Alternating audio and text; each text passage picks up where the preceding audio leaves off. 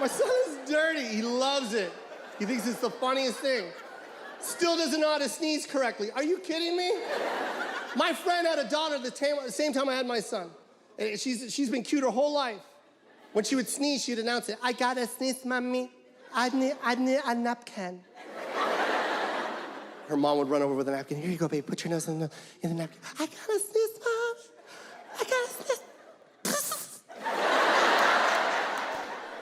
It's fucking beautiful. Glitter. When my son sneezes, no announcement. His face just explodes mid-conversation. It always happens at the restaurant. Like, Dad, you see how many points?